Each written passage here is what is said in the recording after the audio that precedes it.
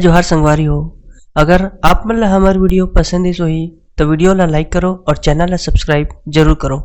और हाँ, बेल आइकन ला जरूर दबाओ ताकि हमार नवा अवैया वीडियो आप मन ला सबले पहले मिले।